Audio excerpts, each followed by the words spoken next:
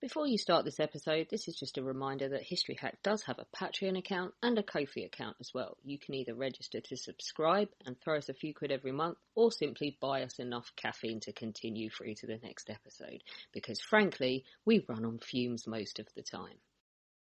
Hello and welcome to today's History Hack. Charlotte is with me today and she's very, very excited. Why are you excited, Charlie? I'm excited because we're in early modern history here. We're having a fabulous time hanging out in the Renaissance and very much in my wheelhouse.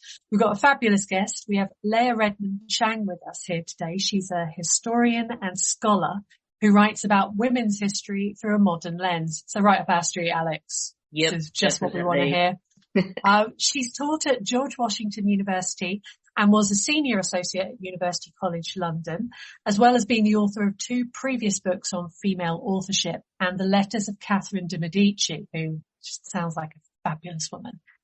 Leah is here today to tell us all about her new book, Young Queens, 3 Renaissance Women and the Price of Power, which explores the interwoven lives of 3 rather formidable women. Hello, Leah. Hi, thanks so much for having me. No, it's a real pleasure to have you. I've been lucky enough to read a copy of Young Queens, and there's a lot to go through. So let's kick off. Who are our young queens, and how are they related?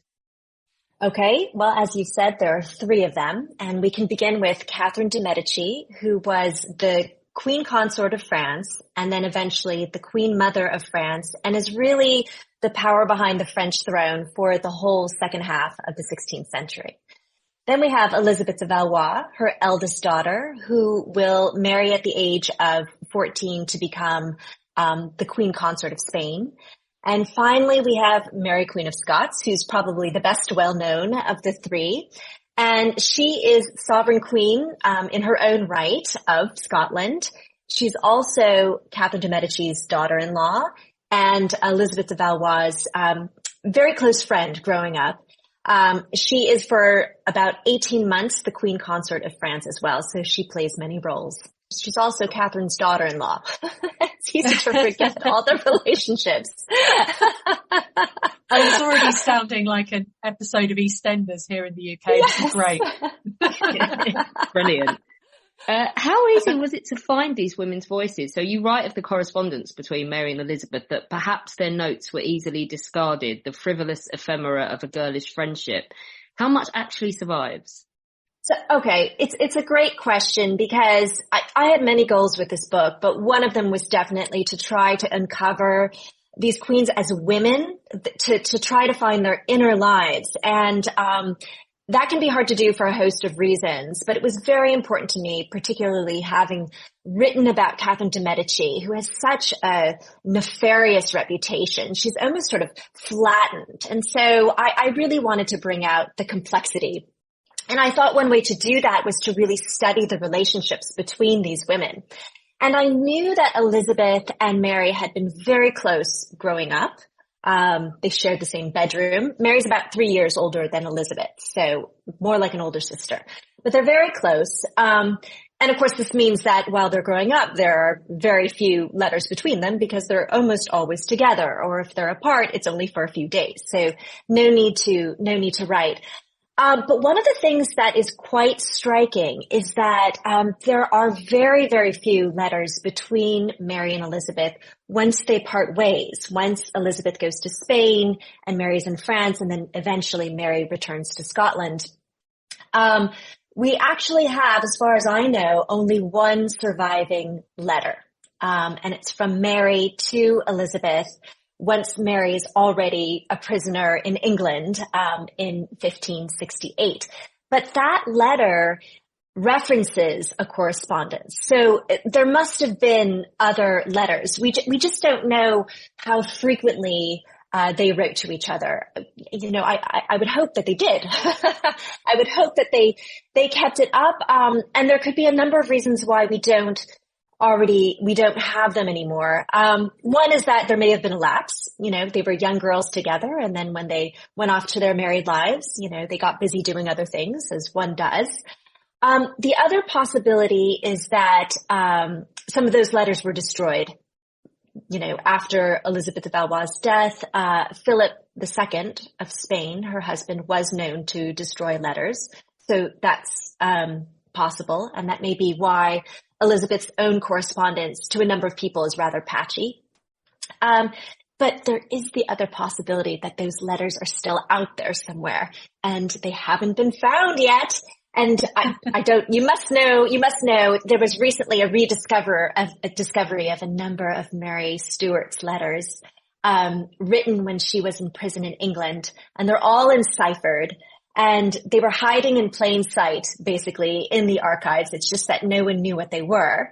So that's really interesting, and they're in the process of being, transcribed and translated and studied now. But, I hold out hope that maybe those letters, those hidden letters or secret letters between Elizabeth and Mary will emerge one day.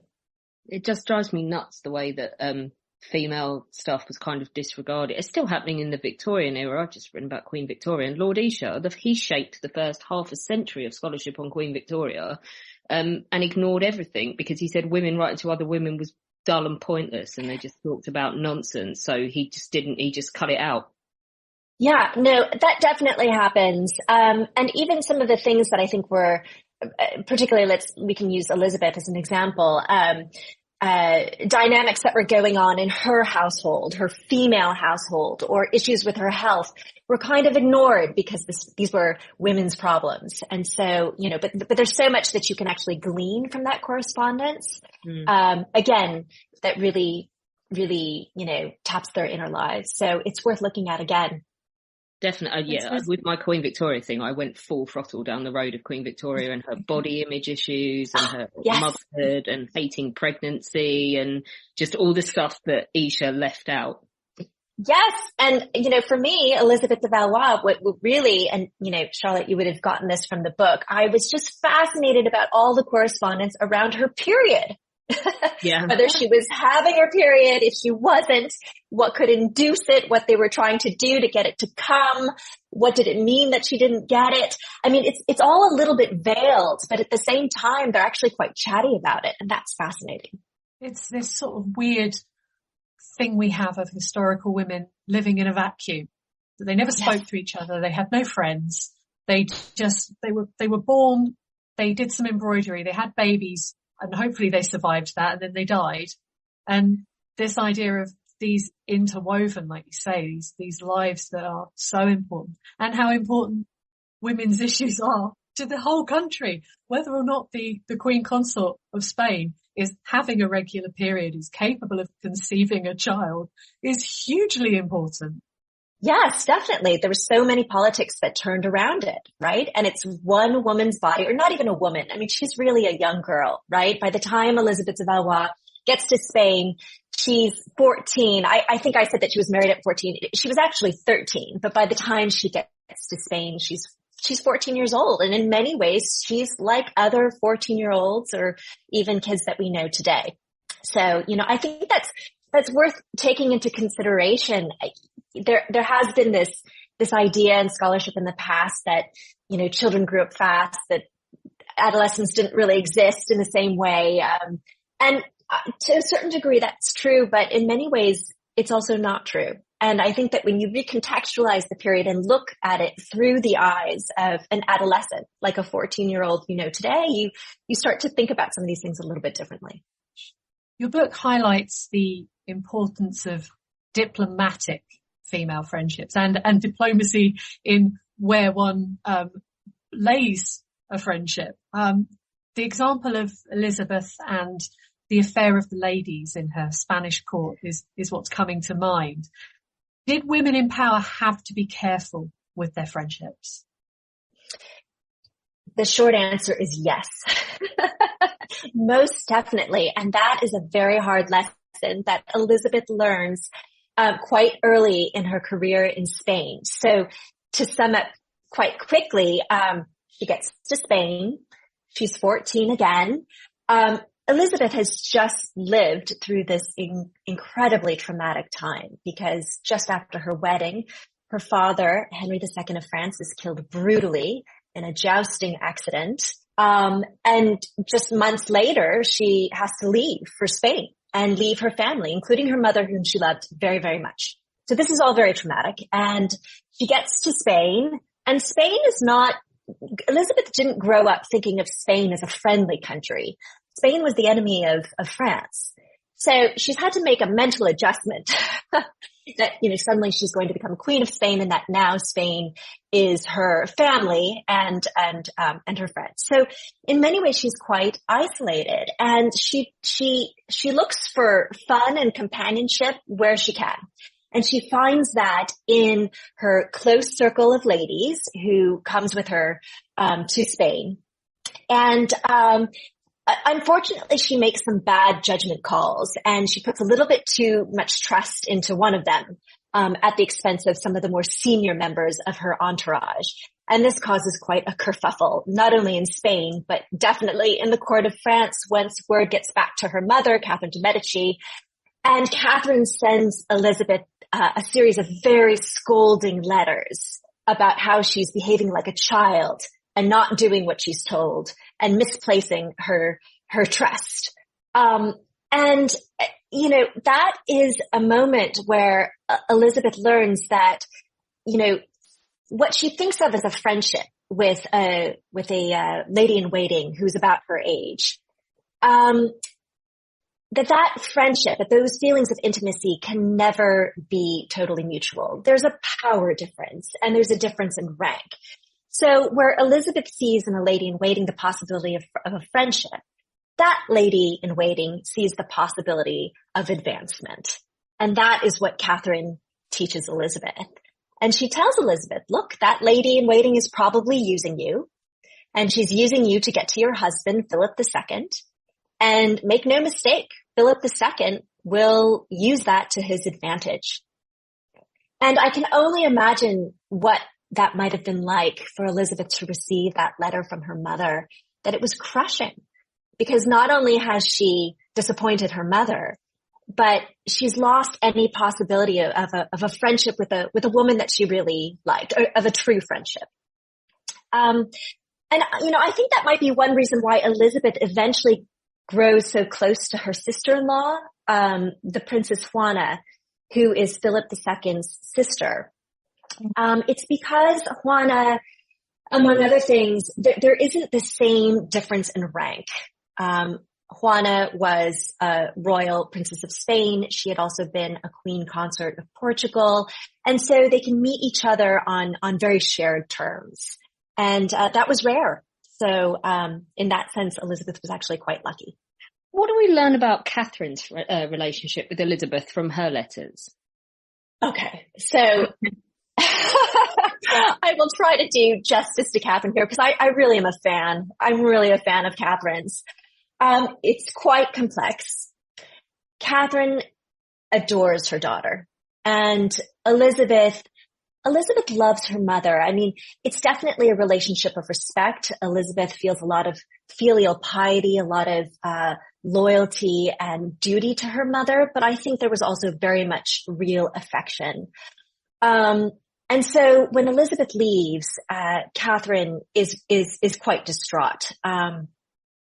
At the same time, over the course of months, especially in Elisabeth's first couple of years in Spain, it becomes clear that, Catherine is quite a hovering mother and very invested in remaining a part of her daughter's life, not only as a mother, but as, a political influencer. She wants to exert a certain amount of political influence over Elisabeth, and she hopes that Elisabeth carries that influence into the court of Spain.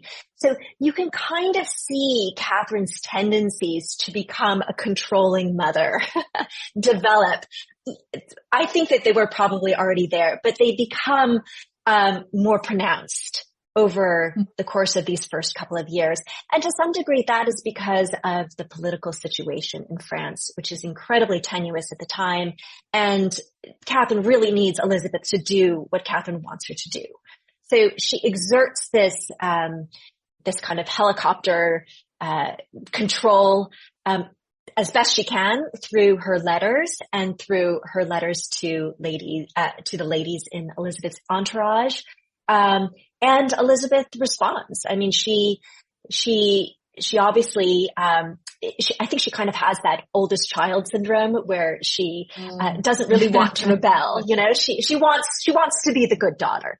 And that's how it goes pretty much almost until Elisabeth, dies at the age of 22. Gosh.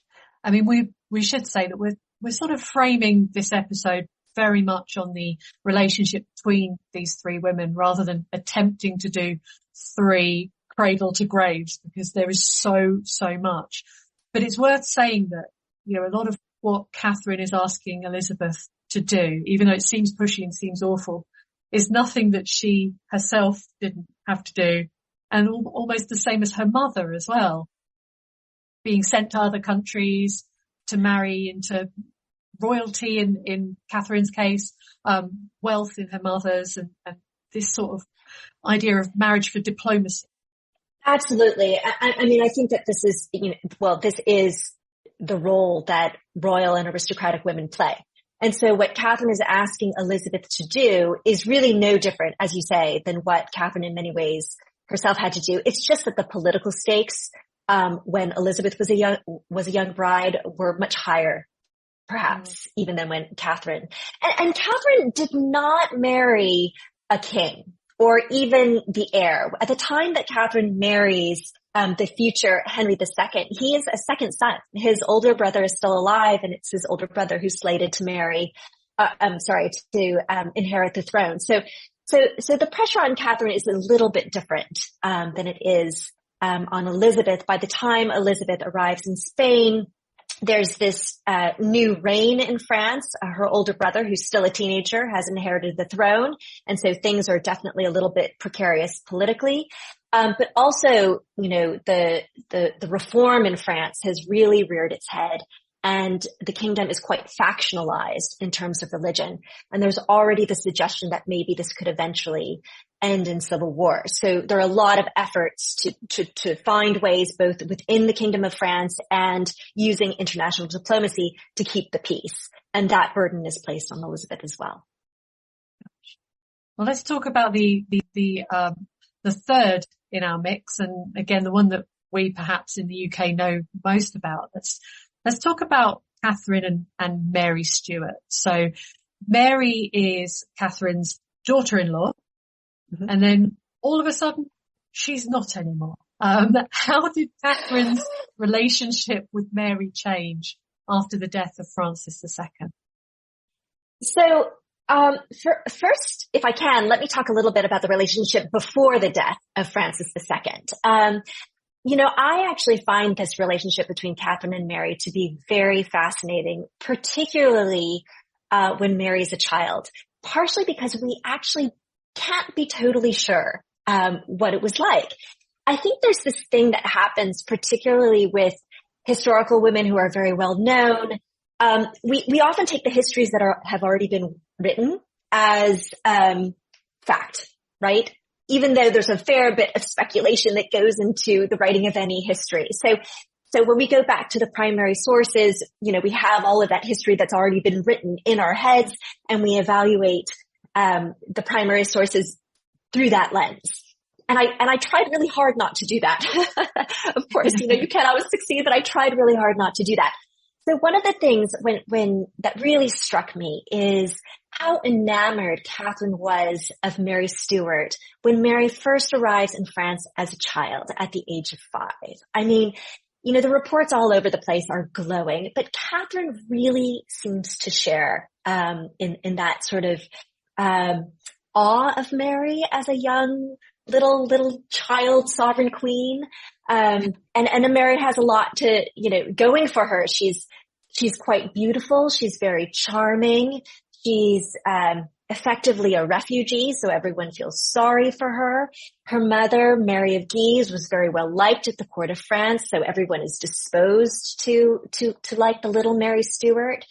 And that seems to continue, and we have a lot of evidence of Catherine certainly doing her duty as a kind of mother figure to the young girl who is already slated to marry Catherine's son. It's not official yet, but it's already kind of definitely a soft promise. And so, for instance, we know that at times when Mary was ill, Catherine was there. At one point, Catherine stays up all night at Mary's bedside when she's quite critically ill, and Mary's uncle says it's only because of Catherine that Mary survives. We know that Catherine taught Mary to embroider, and that, embroidery was very, very important to Mary throughout her life. And Mary really admires Catherine as a rider. Mary loves her pony, Madame Royale. And she writes this gushing letter to her mother about what a good rider Catherine is. And, she clearly wants to emulate her. So there's a lot of affection between Mary as a young girl and Catherine. The thing is, Catherine was very good at hiding her feelings, at doing one thing and putting a certain face on things and hiding her feelings. So we can't be entirely sure of how Catherine felt about Mary. But as Mary grows older and, enters her teens, there does seem to be a little bit more friction. And certainly, by the time that Francis becomes king as a young teenager, and all of this is very unexpected, Catherine starts to distrust Mary, or at least the seeds of that distrust are there. And that is because Mary is probably first and foremost a dutiful member of the Guise family. And once Francis becomes king, the Guise really take over as the power players behind the throne. And their policies are not always ones that Catherine agrees with. And she's also quite worried about the fate of her other children under, a Guise rule. So she starts to distrust or be quite worried about the Guises, and she starts to mistrust Mary because she really sees her as a kind of agent, for the Guises. All right. Then when Francis dies, the relationship really frays. And again, this isn't necessarily Mary's fault. Mary does seem to display a certain arrogance, the fact that she is a sovereign queen, that she's related to the Guises, that she was once the queen consort of France. Mary kind of internalizes all these things. And so she exhibits a certain arrogance that Catherine might have found off-putting. But the real reason why Catherine really distrusts Mary is because she knows that the Guises are going to try to use her in another one of these diplomatic political marriages that will benefit the Guises ultimately, and not necessarily the Kingdom of France. By this time, again, as I said, the factionalizing around religion is really, really fraught. Catherine is much more of a peacemaker, whereas the Guises are increasingly, hardline Catholics who would like to see Protestantism, any hint of Protestantism, eradicated in France. And Catherine is very worried that they will use Mary as a kind of marriage pawn in order to achieve their aims. So whether or not it was personal or just entirely political, by then, Catherine is quite eager to cut any sort of tie with Mary. She doesn't seem to feel any sort of obligation to her, even though she had been kind of in her inner circle for quite a while and at the court of France, and her daughter-in-law for 18 months. Let's talk about Mary a bit more. Let's talk about her as a trendsetter. What do we know about the impact of her return upon the Scottish court? So it's an interesting question. She did, she gets back to Scotland, and even though Mary of Guise surrounded herself, as much as possible with French men and women, and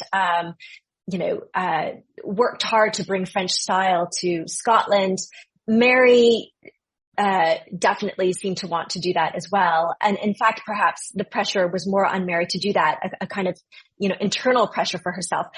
Let me just say at first that it's not entirely clear that Mary wanted to return to Scotland. She makes the decision. She's not really given much choice. There's not much else for her to do. And the Scots want her back. I mean, she is the sovereign ruler of Scotland. She really, should be back there. She kind of dawdles for a little bit. She remains in France for quite a while, because she's really hoping that another marriage will come her way and, she can get married and go off to that kingdom. But it doesn't really happen. So eventually she has to go back to Scotland. And I think that once she gets back to Scotland, she doesn't really want to be there. One of my favorite biographies is Jenny Wormald's biography of Mary, Queen of Scots, and she calls Mary a reluctant ruler. And we can talk more about that in a second. But in many ways, I think that's true. So Mary is trying as hard as possible to bring France back with her to Scotland. And that includes, I think she brings over 100 courtiers with her. She brings, musicians, artists, all the gifts she's ever received in France. And she brings, embroiderers, and, other people who are in charge of her wardrobe. And she, often sends away to France, to try to, bring as much as French style as she possibly can. So she's definitely surrounding herself. She's kind of bringing Scotland up a notch. And the Scots were always eager to see this. Mary of Guise tried to do the same thing. She's bringing Scotland up a notch in terms of style, not only her clothes, but how she, decorated her palaces. But at the same time, I can't help but see in this also this effort to kind of refuse to be where she actually is. That she really wants to still kind of play that role that she enjoyed so much as Queen Consort of France. And so she's finding ways to bring that through fashion, through the decoration of her palaces back to Scotland. It's a really interesting conundrum that we have with Mary. So as Queen Mother, Catherine doesn't need to remarry. That's not, she doesn't have to. She's kind of fine. She's got enough heirs and spares to kind of keep going. And she gives herself this fabulous title of Queen Mother.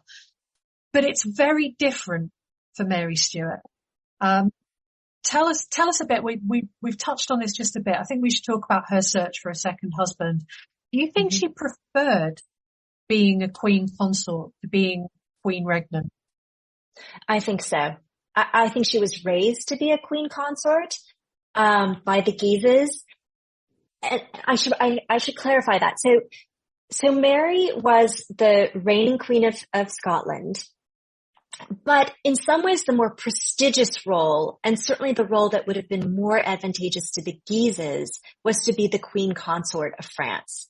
So by the time she gets to France as a 5-year-old, they're really raising her to internalize and that role. I mean, I think she was being taught to walk the walk, of the Queen Consort of France from the time she was 5 years old. And for her, that is sort of the pinnacle. She draws her sense of importance from the fact that she's the reigning queen of Scotland. But in terms of what she felt, like her sort of inner sense of her prestige, I think that comes from being the Queen Consort of France. And it's very hard for her to relinquish that.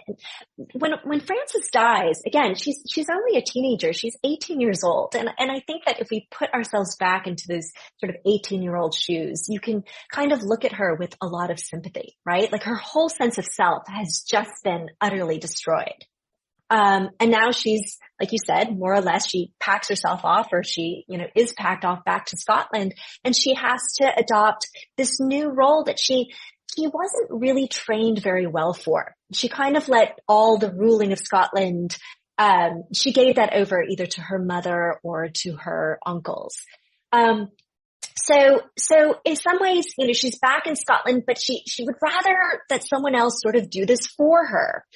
She also has another problem, which is that a little bit like France, but perhaps even more so, the nobility in Scotland is increasingly Protestant. And they don't love that Mary herself, her personal, sort of, confessionally, she is a Catholic and plans to stay that way. So there's a bit of friction, between her and her subjects. So I think that Mary couldn't really conceive of doing this completely by herself. She's at odds with her nobility. She's 18 years old. She's never really been forced to kind of stand in a ruler's shoes and do this completely by herself. And so she's looking for another marriage, that will help her, sort of garner strength, but maybe even another king who can do the ruling for her. So she first looks to Spain. I think ideally she wanted to marry Don Carlos, of Spain. He's the Prince of Spain, mostly because she wants Philip II, the King of Spain, to, take over. That doesn't work out. She was also hoping to marry Charles IX, her former brother-in-law, but Catherine puts an end to that. And eventually she quite famously and notoriously ends up with, Henry Stuart, her cousin, Henry Stuart, Lord Darnley. And, she does so for many reasons. First of all, because most of her other options are exhausted one way or the other, but also because Mary has by now thrown herself full throttle into her most infamous obsession, which is that she wants to become the heir to the throne of England. And she thinks that by marrying Lord Darnley, who is in line for the English throne, she is more likely to get that English succession. Which leads us to the fact that there was no way we were getting through this without mentioning the bloody Tudors there. Right, okay. I know. The Tudors. Oh! Yeah, we have a mantra here that's not safe for work with regards to Tudors. But how does Mary's relationship with Catherine and Elizabeth then affect her relationship with Elizabeth Tudor? Okay. Well, we have to go there.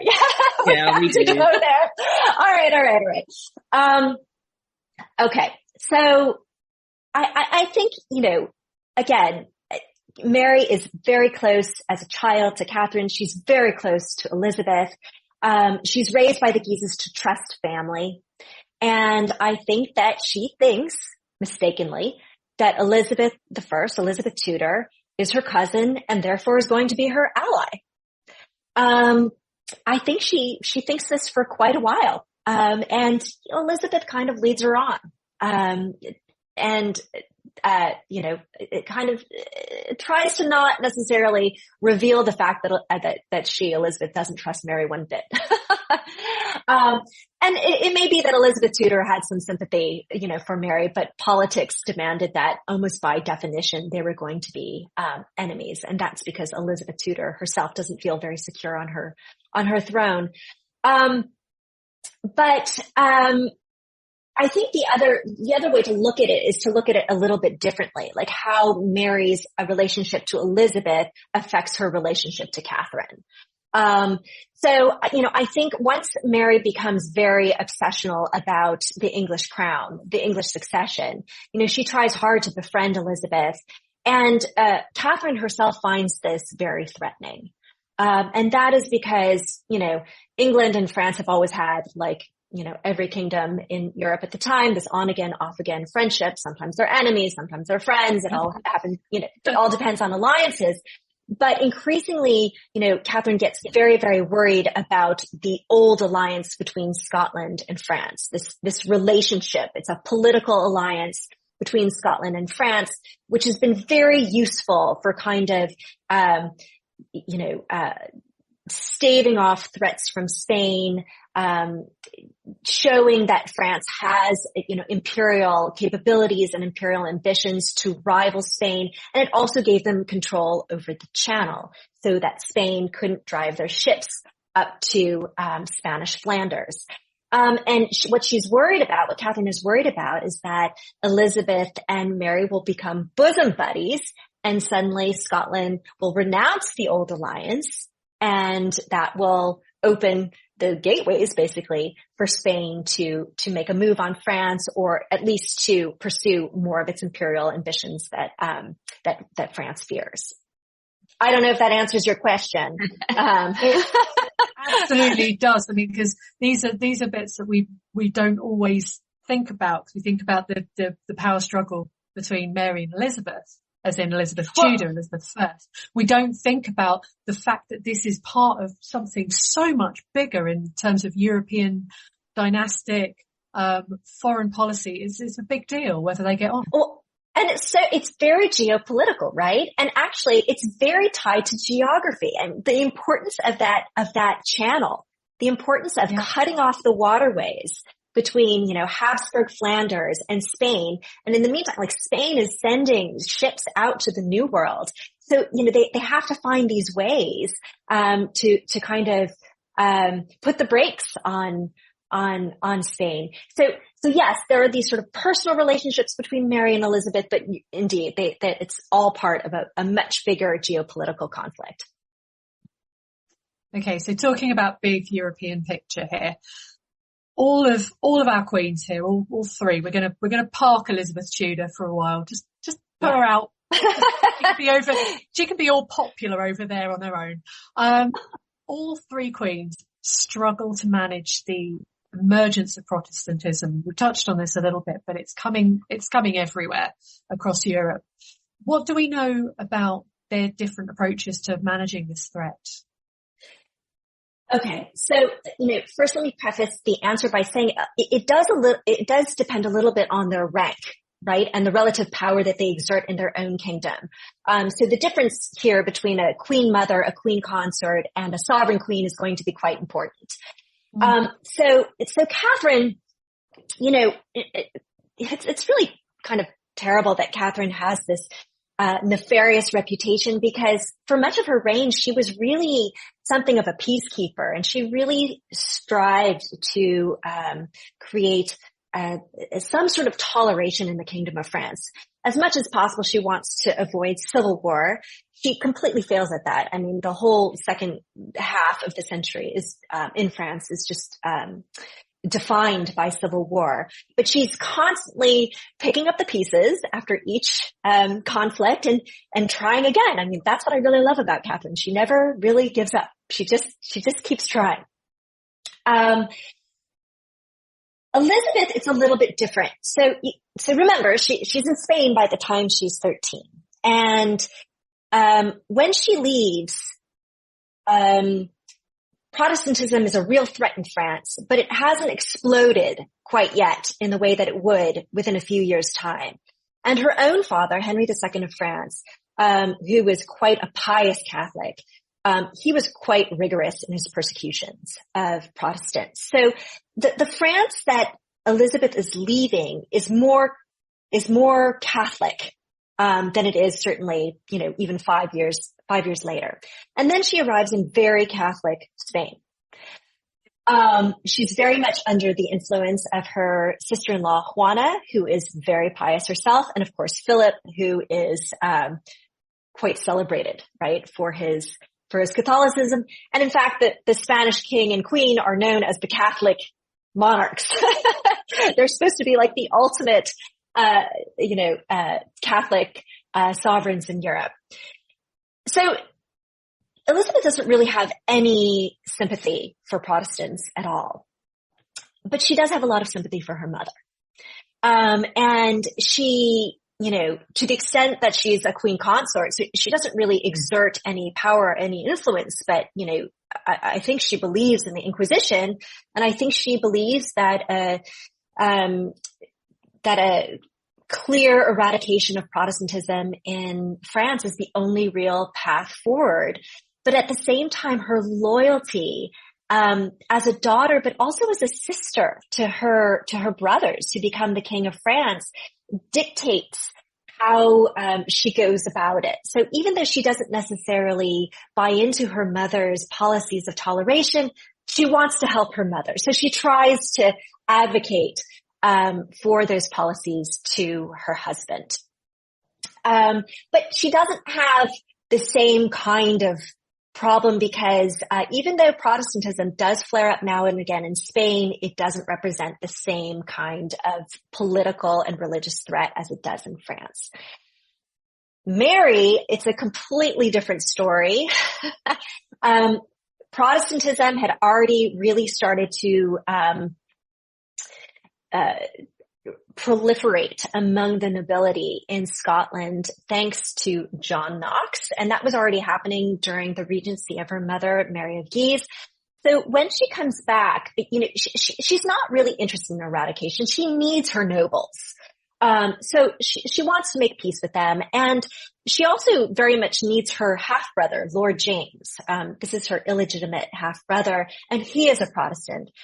She needs him for, her counsel, for stability in the kingdom, and she needs him because she thinks that he's going to help her get the English succession. So she plays very nice. She plays very nice with the Protestants, but eventually that got her into trouble for a host of reasons, not least because, I think that they, probably the Protestant nobles, but also certainly other monarchs, really questioned her loyalty to Catholicism, or her, I'm trying to think of the right word, but her commitment, to Catholicism. So she was seen as a weak monarch, both within her kingdom and from outside of Scotland's borders. She did well to play nice with anyone who listened to anything John Knox said, because he didn't have a lot of nice things to say about women in general, and women on the throne, even less so. But she keeps trying with John Knox. She meets with him several times. I mean, Mary isn't, I have to give Mary credit. I mean, she does try. I think it was my editor who said, she just wishes Mary would make other decisions, other choices. But, I do too. And maybe she would have fared better. But to some degree, we're not there with her in that moment. Maybe she made the only choices that she thought she could at the time. Well, okay, let me just say this about the murder of Lord Darnley. So the short answer is no, I don't think she did it. I don't think she had him murdered. But I do want to say that particular question was not as interesting to me as how that murder was received, whether or not her people thought that maybe she did it, or even if they didn't, how quickly public opinion was sort of against her. And then also what, foreigners from, whether it was in France or Spain, what they thought about how she handled that. That to me is more interesting because it speaks a little bit more about her complete powerlessness in that situation. And that tension, is the thing I think that really, that really interests me. It's that here is this woman, and she's the Queen Regnant of Scotland, and she should have so much power, but because of this murder, all of a sudden it just turns against her, and it almost seems like there's nothing that she can do. And that dynamic is really fascinating to me. It's probably a story that a lot of our listeners are familiar with, but we got overexcited, and we've just been talking about the quote unquote probably murder of Lord Darnley, Mary Stuart's husband, who was found outside his castle, which was on fire, but he's been strangled. He was strangled and his body left in an orchard. I think that the prevailing thought is that probably Mary's half-brother, Lord James, had something to do with this. He was quite eager to, more or less co-opt the throne, and that's effectively what he does, after Mary is deposed. If you want an interesting little tidbit that did not go into the book because I didn't know what to do with it, I actually walked around for days wondering what to do with it. Catherine's reaction to Lord Darnley's murder is very interesting. She mentions it in a letter to the Admiral, the Constable Montmorency, who is, a long-standing friend of hers. And she's so nonchalant about it. She says, oh, he's died. If he had behaved better, he'd probably still be alive. And then she goes on to talk about how she and her son are on tour and staying in this really nice place. And I just wondered, did she possibly know about this, that this death was coming? But I almost don't want to go there because it's entirely speculation. But that nonchalance was very curious to me. We've run out of time, but I do want to know go. So how inevitable is it then that the Scottish will depose her as soon as she's given them a male heir to take her place? So I don't know that it's inevitable. You know, it feels like almost nothing is inevitable, although I do think that these things turn sometimes on the smallest decisions. But I do think that what is so ironic and really tragic here is that by giving birth to not only a live and healthy child, but a boy who would become the future King of Scotland, Mary has done her duty as a queen. It's not only queen consorts, but sovereign queens, and their number one duty is to provide an heir for the throne, and she does it. And when he's born, she finds so much solace in that. But in the end, that is what allows her nobles to depose her, because they already have this boy who they can elevate as king and, you know, form a regency around him, and they don't need her anymore. So in some ways, it was sort of a lose-lose situation. The very fact that she does she succeeds as a queen and gives an heir to the throne is the thing that proves her undoing.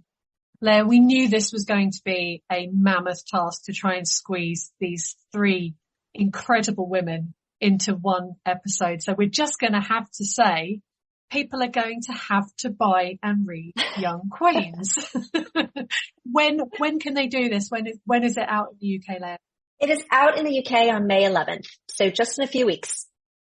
Fantastic. Well, we're going to put that in our bookstore and get a link up to it, Alex, aren't we? Absolutely. Yeah. Jeff Bezos can suck it with his rocket fuel.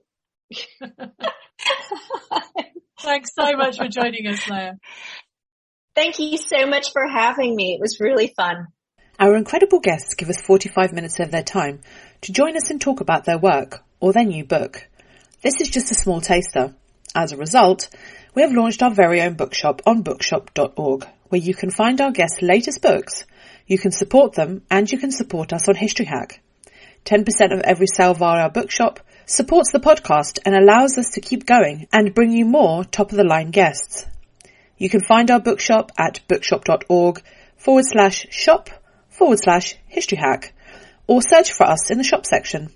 Thank you so much for your continued support. We really appreciate our listeners and supporters. So make sure you get down to the bookshop and grab yourselves a new book.